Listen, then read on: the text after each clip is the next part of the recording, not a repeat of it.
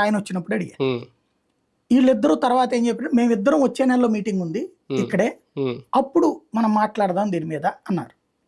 సరే అని వచ్చినప్పుడు మళ్ళీ 3 నెలల తర్వాత ఇట్లా మొత్తం ఒక 5-6 నెలలు అయింది అనుకోండి. 5 నెలలోనో 6 నెలలోనో ఇద్దరు కూర్చున్నప్పుడు అడిగినప్పుడు వెంటనే ఆయన ఎంత అంటే, నేను అనేది సిటీ కేబుల్ రిపోర్టర్ ఏదో ఊరు మన సిటీ కేబుల్ అంటే ఒక ఊరికి కాబట్టి ఏముందిలే అని అనుకోవాలి.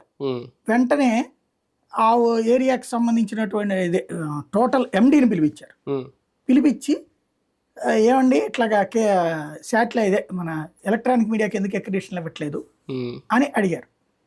అడిగితే మనకి రూల్స్ ఉందండి అన్నాడు. అవి పట్టురండి అన్నారు. ఇక్కడ లేవు సార్, హైదరాబాద్లో ఉన్నాయి అన్నారు. సరే తెప్పించండి అన్నారు. నెక్స్ట్ ట్రిప్ మీటింగ్లో అంటే మళ్ళీ రెండోసారి మీటింగ్ అప్పుడు మళ్ళీ జరిగింది. అప్పుడు కూడా ఆయన తేలా కావాలని ఆయనకి కోపం వచ్చింది.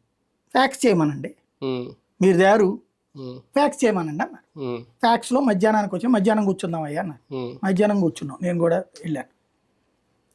అంటే ఆయన ఎంత రివ్యూ చేశారు అంటే దాంట్లో ఉన్న ఫస్ట్ పాయింట్, ఎలక్ట్రానిక్ మీడియా అనేటటువంటిది కమర్షియల్, డబ్బులు వసూలు చేస్తుంది కాబట్టి దానికి అక్రిడిటేషన్ అనర్హత అని ఉంది జీవోలో. జీవో ఇచ్చారనమాట. అంటే నేను అన్న, అంటే పేపర్ ఏమన్నా ఫ్రీగా వేస్తున్నారా సార్, వాళ్ళు కమర్షియల్ చేస్తారు కదా, వాళ్ళు కూడా డబ్బులే తీసుకుంటారు, కరెక్టే కదా. ఆ పాయింట్